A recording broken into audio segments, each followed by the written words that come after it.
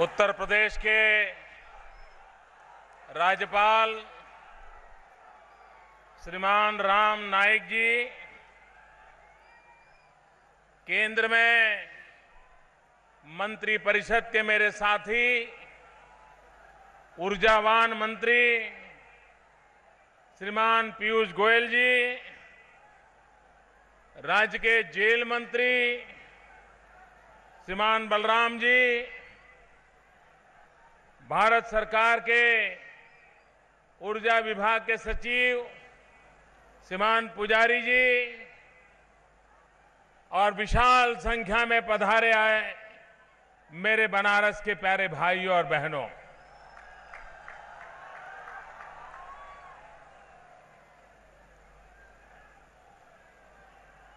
ये कार्यक्रम तो बनारस की धरती पर हो रहा है, लेकिन ये कार्यक्रम पूरे हिंदुस्तान के लिए हो रहा है। ये बनारस की धरती है जिसने सदियों से मानव जात को ज्ञान का प्रकाश दिया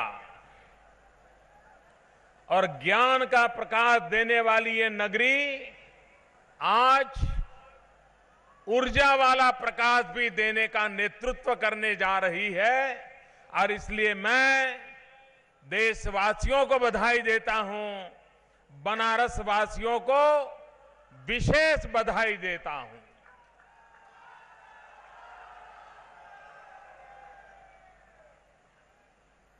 वैसे तो ये समारोह एक है, लेकिन इस एक समारोह में 7 कार्यक्रम लगे हैं। 7। एक तो आपने अभी वीडियो देखा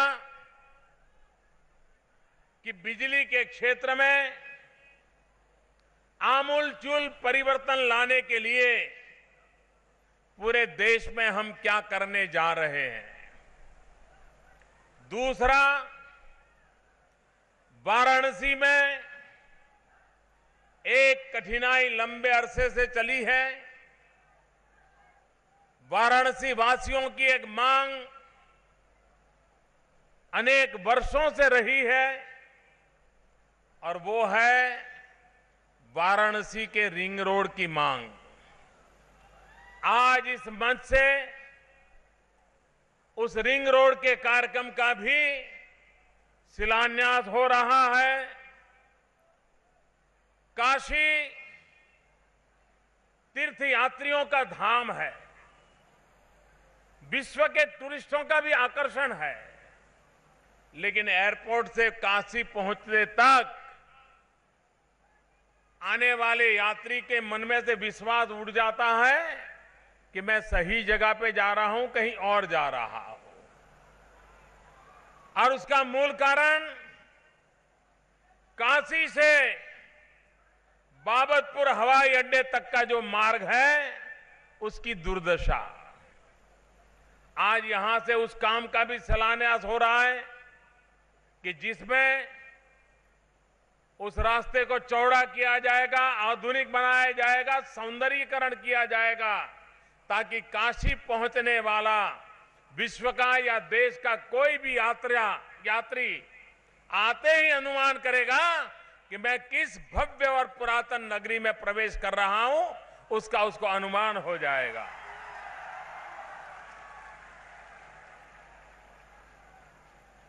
आज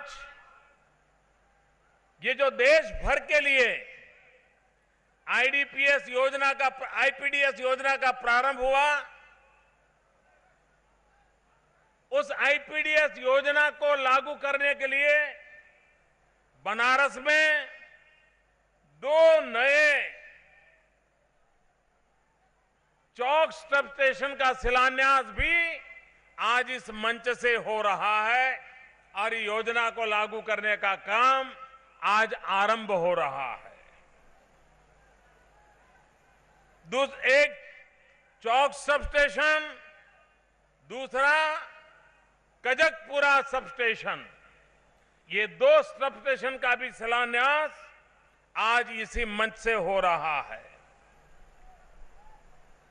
बनारस में आरोग्य की सुविधा में एक नया नजराना,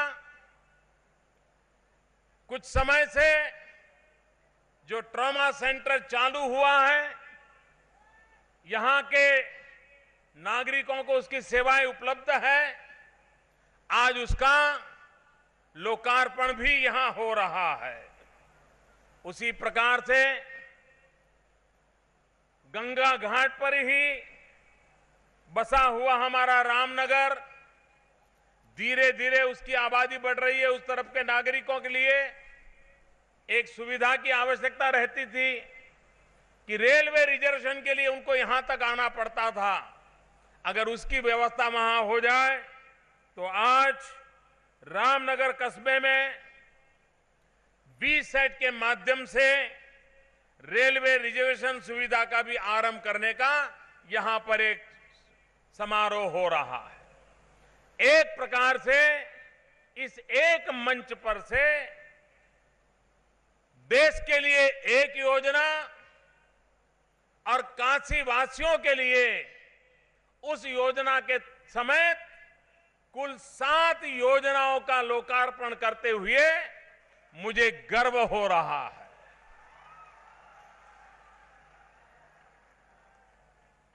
मैं काशी बहुत बार आता था, पार्टी कार्यकर्ता के नाते संगठन का काम करने के लिए आता था। इस धरती का एक आकर्षण था, उसके लिए भी आता था, लेकिन हर बार ऊपर की तरफ नजर करता था तो मैं चौंक जाता था। जहां भी देखो तार ही तार लगे रहते थे। इतने पुरातन शहर की शोभा उन तार के झुंड को देखते ही खराब हो जाती थी। तो जब मैं सांसद चुना गया और एक नागरिक अभिवादन था, उसमें मैंने कहा था भाई इसको तो हटाना है। और आज मुझे खुशी है कि 572 करोड़ रुपया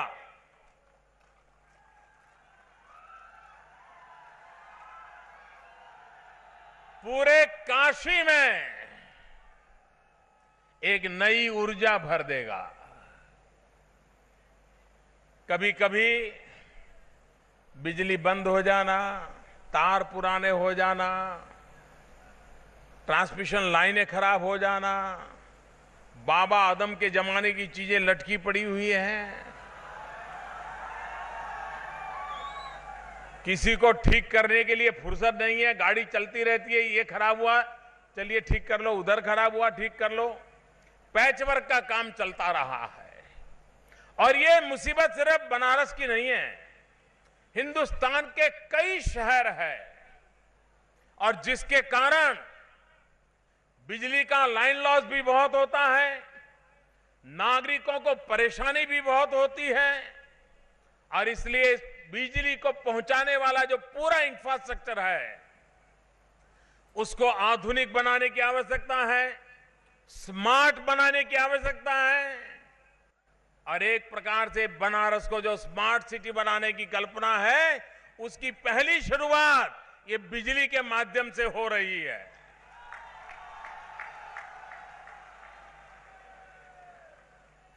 और ये बनारस आज जो पसंद किया गया है पूरे देश की योजना को लागू करने के लिए, लोगों को लगता होगा कि प्रधानमंत्री यहां से एमपी है इसलिए हो रहा है। मैं रहस्य बता देता हूं, ये कारण तो बाद में आता है। पहला कारण ये है कि हमारे जो ऊर्जा मंत्री हैं पीयूष गोयल जी, उनके पिताजी बनारस में इंजीनियर हुए, बीएचयू में, वो यहीं पढ़ते थे और यहीं से इंजीनियर बने थे और यहीं से समाज सेवा के लिए भी निकले थे। तो स्वाभाविक रीते पीयूष जी को लगा होगा कि जो आपके पिताजी की शिक्षा दीक्षा भूमि रही है, वहीं से इस कार्यक्रम को आरंभ किया जाए ताकि पिताजी को भी संतोष होगा। और इसलिए आज बनारस से पूरे देश को ये नजराना मिल रहा है। पूरे देश में इस योजना के पीछे 45,000 करोड़ रुपया लगने वाला है और उसके कारण ऊर्जा के क्षेत्र में जो धांधलियां चल रही है, जो परेशानियां चल रही है, उससे शहरी क्षेत्रों को बहुत बड़ी मुक्ति मिलने वाली है। काम बड़ा है, काम कठिन है, लेकिन इसको किए बिना कोई चारा भी नहीं है। और इसलिए क्योंकि हमारा एक सपना है कि 2022 जब देश आजादी के 75 साल मनाएगा,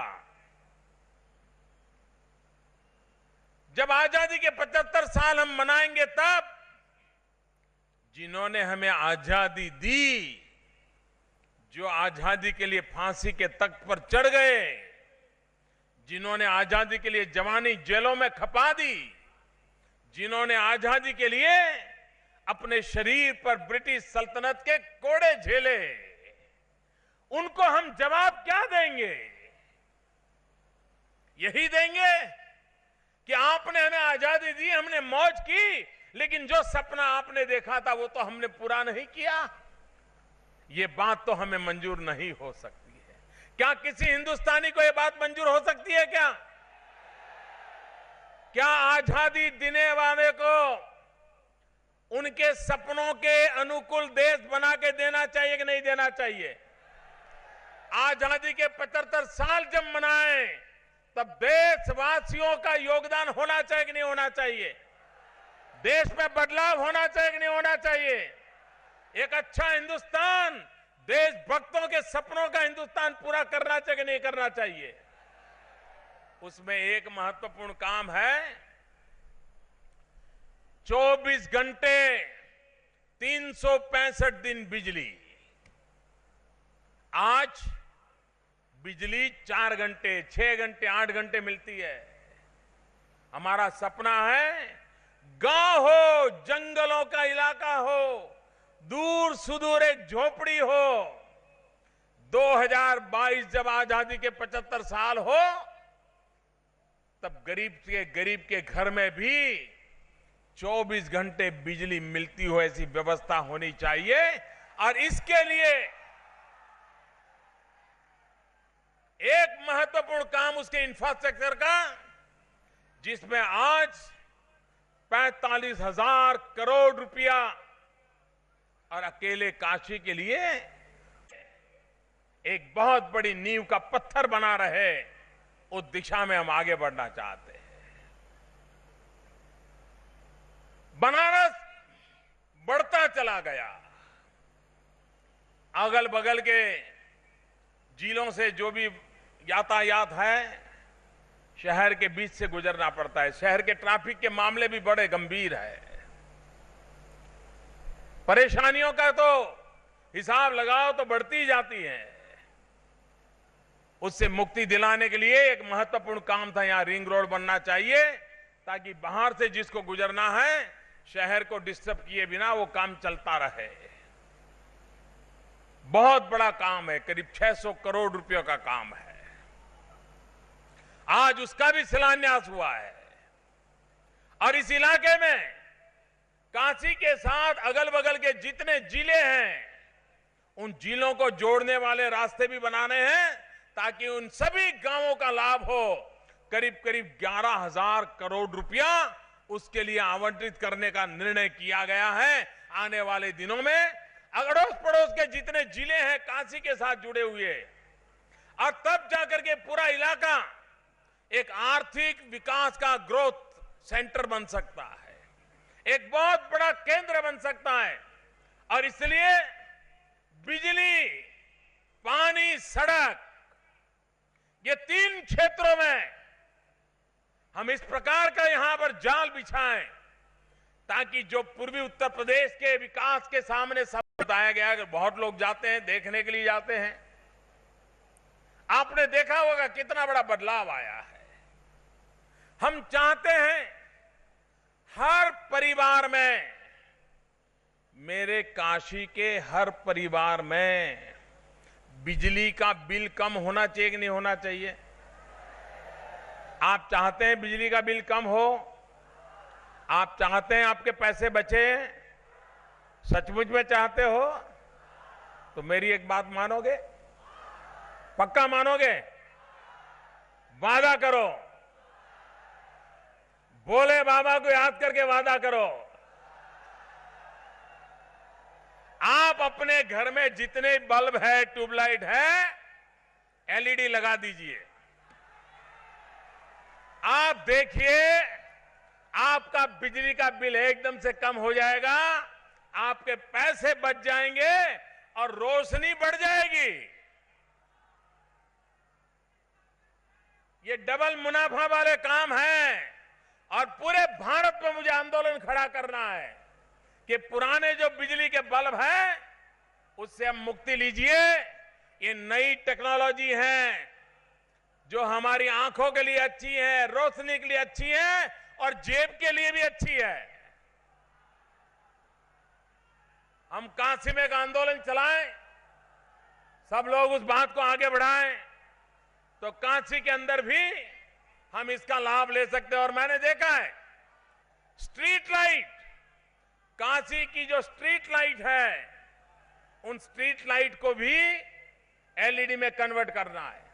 उसके कारण काशी महानगर पालिका का जो बिजली का बिल है वो भी बहुत कम हो जाएगा और वो जो पैसे बचेंगे वो काशी को स्वच्छता के लिए अगर लगा दिए गए तो मेरा काशी चमकता रहेगा, शाम को रोशनी से चमकेगा और दिन में सफाई से चमकेगा और दुनिया के लोग आएंगे तो एक नई काशी को देख करके जाएंगे।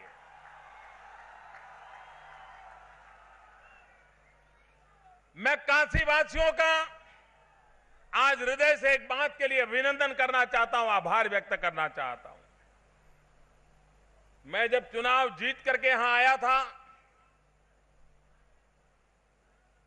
और गंगा आरती में बैठा था, मां गंगा के आशीर्वाद लेकर के मैं यहां से गया था। बाद में प्रधानमंत्री पद के शपथ लिए थे।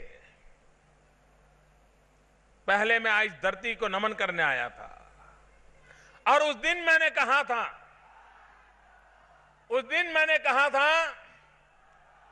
कि बनारस के नागरिकों ने बनारस की सफाई की जिम्मेवारी लेनी चाहिए। बनारस के नागरिकों ने बनारस को साफ सुथरा रखना चाहिए। ये बात मैंने कही थी। आज देश में इस प्रकार की बात करना सरल नहीं होता है, लेकिन मैंने देखा कि बनारस के लोगों ने मेरी इस बात को सर आंखों पे लिया और बनारस के नागरिकों के अनेक संगठन तैयार हुए, अनेक नौजवान तैयार हुए, महिलाएं, लड़कियां, कॉलेज के लड़कियां, इन लोगों ने बनारस को साफ बनाने का, स्वच्छ रखने का एक बड़ा अभियान उठाया है और उस अभियान के तहत बनारस को आगे सुंदर बनाने का एक काम चल रहा है। मैं देख रहा हूं कि आज बनारस विकास की नई ऊंचाइयों पर जाने का एक केंद्र बिंदु बना है। चाहे रोड का इंफ्रास्ट्रक्चर हो, चाहे रेल का इंफ्रास्ट्रक्चर हो, चाहे बिजली की व्यवस्था हो, चाहे स्किल डेवलपमेंट का काम हो, चाहे हमारे बिनकरों के कल्याण का काम हो, इन सभी विषयों पर आज बनारस को नई ऊंचाइयों पर ले जाने का एक बड़ा अभियान आज हमने प्रारंभ किया है और आज इसी काम के लिए आज मुझे यहां आने का अवसर मिला। प्रधानमंत्री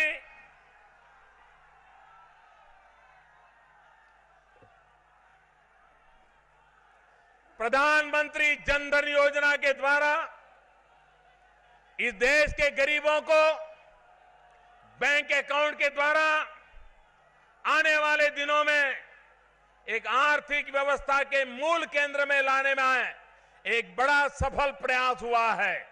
मुझे विश्वास है कि इसके कारण आने वाले दिनों में परिवर्तन आएगा। पिछले कुछ दिनों से उत्तर प्रदेश में शिक्षा मित्रों के लेकर के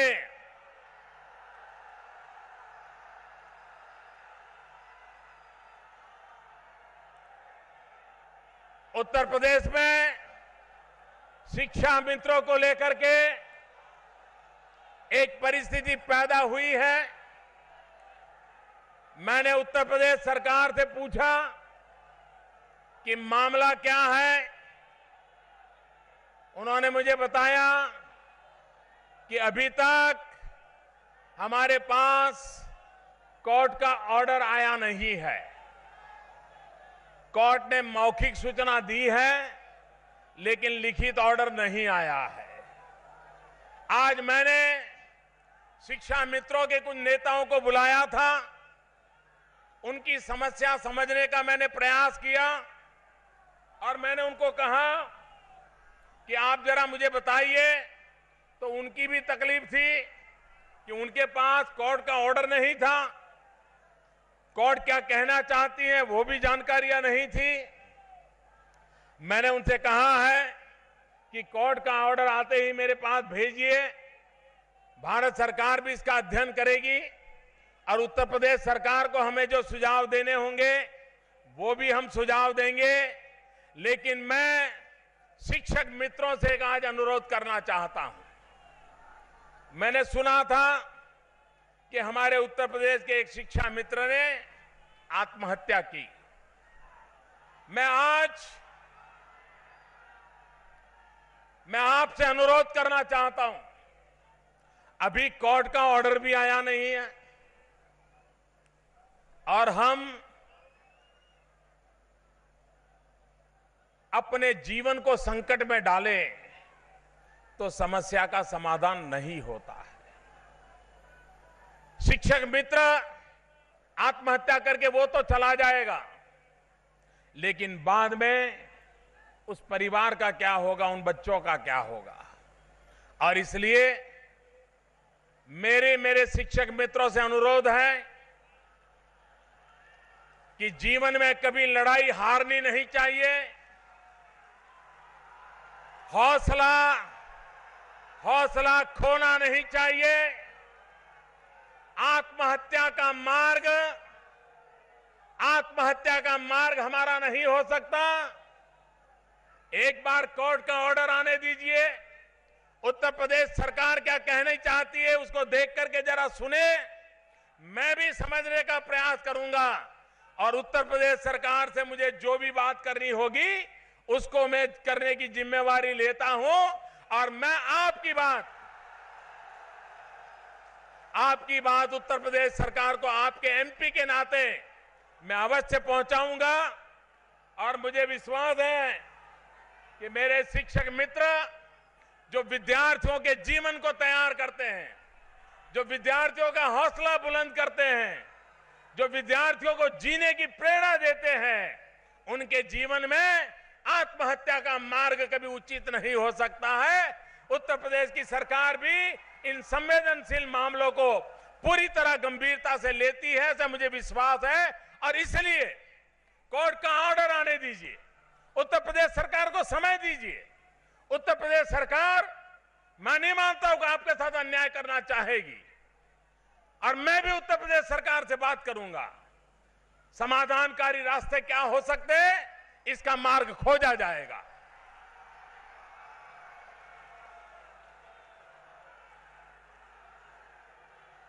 भारत माता की। भाइयों बहनों, आज काशी में टूरिज्म को बढ़ावा देना बहुत आवश्यक है। आज प्रातः मैंने टूरिज्म को बल मिले उस प्रकार की रिक्शाओं का भी लोकार्पण किया है। वो अपने आप में भविष्य में टूरिस्ट सेंटरों के लिए एक मॉडल बनने वाला है। हम यहां के छोटे छोटे लोगों को भी उस काम में जोड़ना चाहते हैं। आपने, जब मैं बनारस आया तो बनारस के कुछ लोगों ने मुझे कहा था कि 7 अगस्त को हैंडलूम डे घोषित करना चाहिए। बनारस के बुनकरों की मांग थी। आज मुझे गर्व से कहना है कि आज उसने हमें हैंडलूम दिवस घोषित कर दिया। चेन्नई के अंदर उसका बड़ा समारोह किया और मेरे काशी के बुनकर भी चेन्नई में आए थे और उनका भी मान सम्मान बढ़ाने का मुझे अवसर मिला था। काशी की जो शक्ति है वो उसकी कलाकारी की भी है। काशी की जो शक्ति है वो उसकी कला संस्कृति में है। काशी की जो शक्ति है वो उसकी संगीत की विरासत में है। काशी को आगे तो बढ़ना है, काशी को आधुनिक भी बनना है, लेकिन साथ साथ काशी को अपनी इस विरासत को भी अपने साथ बचाए रखना है। इसको भी बचाए रखना है और उसको लेकर के हम काशी को आगे बढ़ाना चाहते हैं। अनेक क्षेत्रों में आपने देखा होगा हमारे केंद्र के ढेर सारे मंत्री बारी बारी से आए हैं। अनेक नई योजनाओं को उन्होंने बल दिया है। उन अनेक नई योजनाओं का एक क्यूमुलेटिव इफेक्ट होने वाला है कि काशी एक नई ऊंचाइयों को प्राप्त करेगा। और मैं काशी वासियों को विश्वास दिलाता हूं कि आपने मुझे एमपी बनाया है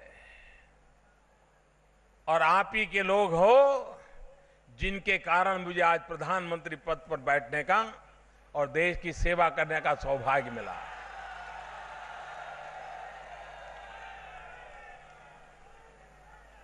देश चाहूं और विकास कैसे करे, देश में नौजवानों को रोजगार कैसे मिले और हो सके तो अपने ही इलाके में रोजगार कैसे मिले, उसको लेकर के स्किल डेवलपमेंट का एक बहुत बड़ा अभियान, जिसके कारण देश के कोटि कोटि नौजवान जिसके हाथ में डिग्री का कागज तो होता है लेकिन हाथों में हुनर नहीं होता है, और सिर्फ कागज से गाड़ी चलती नहीं है, उसके हाथ में हुनर होना चाहिए, कौशल्य होना चाहिए।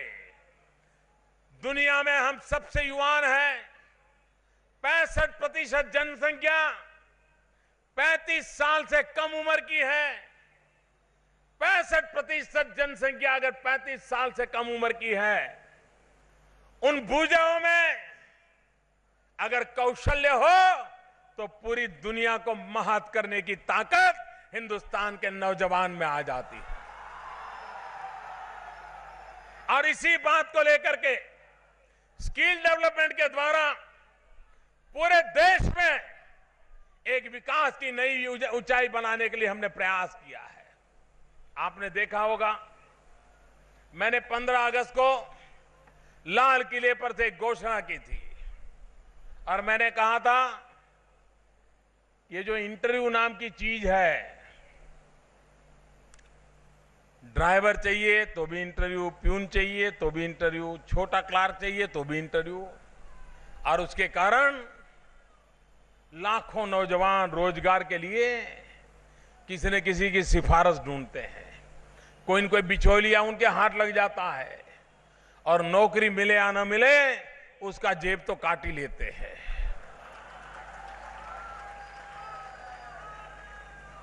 और छोटी जगह पे बहुत बड़ी मात्रा में इंटरव्यू होते हैं, बहुत बड़ी मात्रा में लोग भर्ती करने पड़ते हैं। अगर एक एक व्यक्ति से 5-5, 10-10 हजार रुपया भी लूटना शुरू करे तो गरीब आदमी के 10,000 रुपया वो जीवन भर का कर्जदार बन जाता है। और इसलिए मेरी सरकार ने मैंने 15 अगस्त को सुझाव दिया था कि इंटरव्यू नाम की चीज बंद होनी चाहिए। और आज मैं नौजवानों को कहता हूं कि मेरी सरकार उस दिशा में बहुत तेजी से आगे बढ़ी है। कुछ डिपार्टमेंट ने ऑलरेडी काम चालू कर दिया है। अभी 2 दिन पहले मुझे रेलवे वालों ने बता दिया कि उनकी एक लेवल के नीचे की जो भर्ती है, बोले अब बिना इंटरव्यू हम ऑनलाइन एग्जाम लेकर के पूरा कर देंगे। हमारे नौजवान को रोजगार के लिए इस प्रकार से परेशानियां भुगतनी पड़े, उससे मुक्ति दिलाने का हमारा प्रयास है। और आने वाले दिनों में इस क्षेत्र में भी जो बुराइयां घुस गई हैं, उसकी सफाई होके रहेगी, ये मैं नौजवानों को विश्वास दिलाना चाहता हूं। हम सबने मिलकर के जन भागीदारी से देश को आगे कैसे बढ़ाया जा सकता है। आज पूरा दिन मैंने जो बिताया है, एक मिनट सिर्फ और सिर्फ विकास की बातों पर ही मैंने लगाई है। जब से मैं यहां लैंड किया हूं, हर विषय जिससे मिला, जिससे बातें की, और आज मैं बनारस के सभी जीवन के क्षेत्र के लोगों से मिलने का मुझे सौभाग्य मिल गया है। बहुत बातें उनसे की मैंने, पूरे दिन भर उनकी बातें सुनता रहा, उनसे विषयों को समझता रहा, और केंद्र बिंदु सिर्फ विकास था। और मेरा ये विश्वास है कि हमारी सारी समस्याओं का समाधान भी सिर्फ एक ही बात से होने वाला है, उस बात का नाम है विकास। अगर विकास होगा तो रोजगार मिलेंगे, रोजगार मिलेंगे तो गरीबी से लड़ाई लड़ पाएंगे, रोजगार मिलेंगे तो बच्चों को शिक्षा दे पाएंगे, रोजगार मिलेंगे, विकास की नई ऊंचाइयां होगी, व्यवस्थाएं विकसित होगी। और इसलिए सरकार व्यवस्थाओं को भी विकसित करना चाहती है और नागरिकों को सामर्थ्यवान भी बनाना चाहती है, आर्थिक सामर्थ्य देना चाहती है, शैक्षणिक सामर्थ्य देना चाहती है, आरोग्य की दृष्टि से अच्छे दिन आए उसके जीवन में, उसके लिए लगातार प्रयास कर रही है। आज पूरे विश्व ने भारत के जय जयकार करना शुरू किया है, ये पहले नहीं था।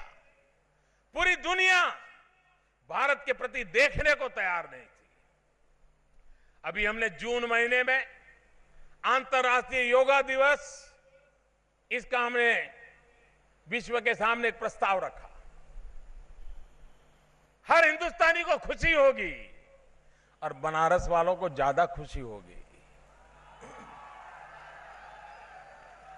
क्योंकि वो चीजें हैं जो बनारस की धरती से पनपी है। अंतर्राष्ट्रीय योगा दिवस किया, और अंतर्राष्ट्रीय योगा दिवस को दुनिया के 193 कंट्रीज, 193 देशों ने उसको समर्थन किया, और विश्व के सभी देशों ने योगा दिवस को मनाया। ये सिर्फ योगा दिवस को मनाना मतलब हाथ पैर हिलाने वाला मसला नहीं है, भारत के साथ जुड़ने का मसला है। ये योग विश्व को भारत के साथ योग कराता है, जुड़वाता है। ये वो योग है जो हमें जोड़ रहा है। एक ही बात कितना बड़ा बदलाव ला सकती है, इसके उदाहरण है। आज पूरा विश्व भारत के प्रति आशा की नजर से, गर्व की नजर से देख रहा है, और इसी बातों से देश को नई ऊंचाइयों पर ले जाने में एक अवसर पैदा होता है। और इस अवसर की पूर्ति के लिए हम दिन रात कोशिश कर रहे हैं। मां गंगा की सफाई का अभियान 5 राज्यों के मुख्यमंत्रियों को साथ लेकर के, जहां से गंगा गुजरती है, सभी 5 राज्यों के मुख्यमंत्रियों को साथ लेकर के उस योजनाओं को लागू कर रहा हूं। और मैंने एक ही आग्रह किया है कि बाकी कुछ आप कर पाओ कि नहीं कर पाओ, कम से कम गंगा में अब गंदगी नहीं चाहिए, गंदगी जानी नहीं चाहिए। कोई भी शहर अपना गटर का पानी गंगा में जाने न दे, इतना प्रबंध राज्य सरकारों ने करना चाहिए। उसके लिए धन देना पड़ेगा, देश धन देने के लिए तैयार है। अभी माता अमृतानंदमयी केरल में है, आश्रम केरल में है, लेकिन मां गंगा के लिए 100 करोड़ रुपए का दान दे दिया। 125 करोड़ देशवासियों के दिल में मां गंगा के प्रति इतना भक्ति है, सब देशवासी गंगा के लिए कुछ न कुछ करने के लिए तैयार है। लेकिन शुरुआत हमें करनी पड़ेगी, जिम्मेवारी हमें लेनी पड़ेगी। राज्यों के पास जो दायित्व है उसको राज्यों को पूरा करना पड़ेगा और भारत सरकार कंधे से कंधा मिलाकर के राज्यों के साथ काम करेगी और मां गंगा की सफाई का काम हमें समय सीमा में पूरा करना है। मैं जानता हूं ये काम कठिन है। 1984 से 1984 से ये विषय चल पड़ा है। हजारों करोड़ रुपया खर्च हो चुके हैं।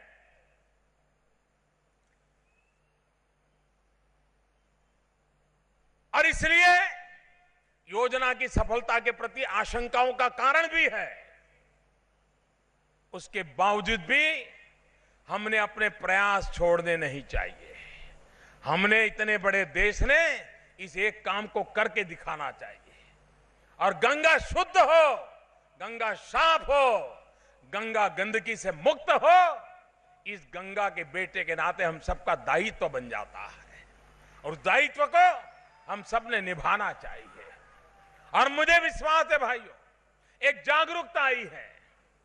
स्वच्छता का अभियान देख लीजिए, एक जागरूकता आई है, एक बदलाव आया है। घर में बच्चे भी कूड़ा कचरा फेंकने वालों को टोकते हैं। ये पहले कभी नहीं होता था। स्वच्छता एक दिन में आने वाली है ऐसा कोई सोचता नहीं था, पहले भी कोई सोचता नहीं था। लेकिन पहली बार मैं नहीं मानता हिंदुस्तान की संसद ने स्वच्छता के ऊपर कभी डिबेट की हो, लेकिन जब से मैंने स्वच्छता अभियान चलाया है, आज संसद भी स्वच्छता के विषय पर चर्चा करती है। विपक्ष में बैठे हुए हमारी आलोचना भी करते हैं, लेकिन कम से कम भारत की संसद को स्वच्छता के लिए बात करने के लिए फुर्सत तो मिली। ये छोटी बात नहीं है। और संसद स्वच्छता के लिए इतनी जागरूक हो जाए तो बात नीचे पहुंचेगी, ये मेरा पूरा विश्वास है भाइयों। हमारे देश में विकास के लिए दो शब्द हम हमेशा देखे हैं, आर्थिक विकास, औद्योगिक विकास। एक शब्द प्रयोग चलता है प्राइवेट सेक्टर, दूसरा शब्द प्रयोग चलता है पब्लिक सेक्टर। यानी गवर्नमेंट के जो पीएसयूज है वो है, या तो कॉरपोरेट हाउस है, बड़े बड़े उद्योगकार है। ये हमने आर्थिक जो विकास की पटरी है वो इन दो पटरी पर आर्थिक विकास की गाड़ी चलाने का प्रयास किया है। मैं मानता हूं ये दो पटरी पर जितनी गाड़ी तेज जानी चाहिए जान नहीं सकती है। पब्लिक सेक्टर, प्राइवेट सेक्टर, इन्हीं दो पिलर पर अगर हम हिंदुस्तान को आगे बढ़ाना चाहते हैं तो उतनी ताकत नहीं मिलेगी। और इसलिए मैं तीसरे सेक्टर पर बल दे रहा हूं। एक तरफ है पब्लिक सेक्टर, प्राइवेट सेक्टर, और मैं एक विचार लेकर के चल रहा हूं पर्सनल सेक्टर। एक इंडिविजुअल भी देश की बहुत बड़ी अमानत है। ये पर्सनल सेक्टर कैसे आगे बढ़े, प्राइवेट सेक्टर पब्लिक सेक्टर की बराबरी में पर्सनल सेक्टर दो कदम आगे कैसे चले, उस योजना को लेकर के मैं काम कर रहा हूं।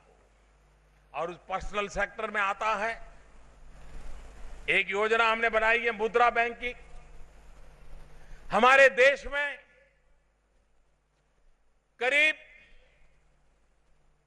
6-7 करोड़ लोग हैं जो छोटे और निम्न स्तर के व्यापारी हैं, छोटा मोटा उद्योग चलाते हैं, एक आध दो लोगों को रोजगार देते हैं, छोटा कारोबार चलाते हैं, लेकिन किसी के पास हाथ फहराते नहीं, अपने बलबूते पर खड़े रहते हैं।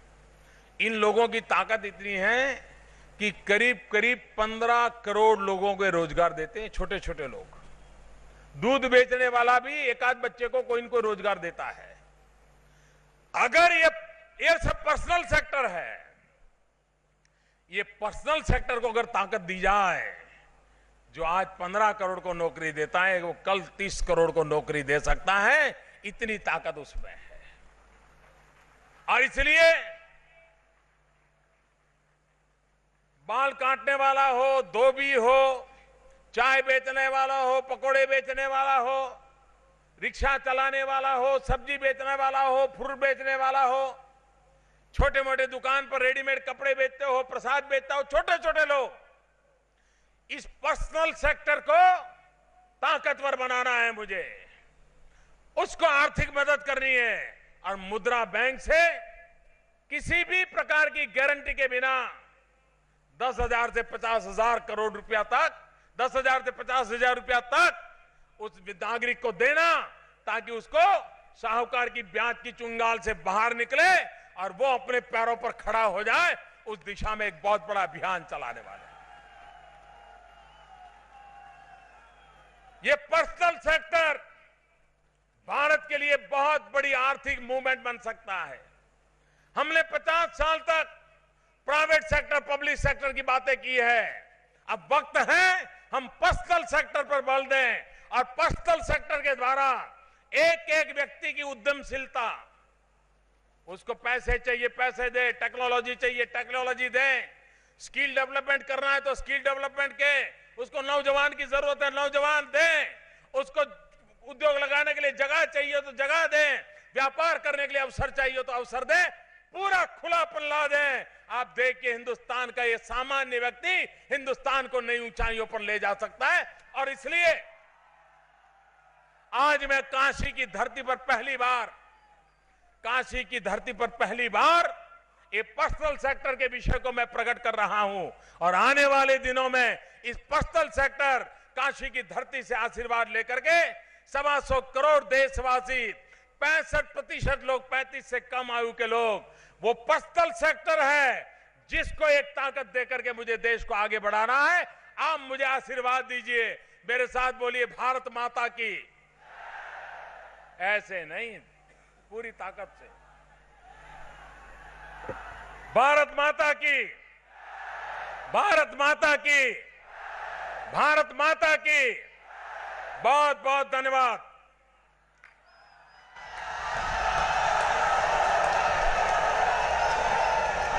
हम अनुग्रहित हुए आपका आशीर्वचन एवं दिशा निर्देश पाकर। मान्यवर, निवेदन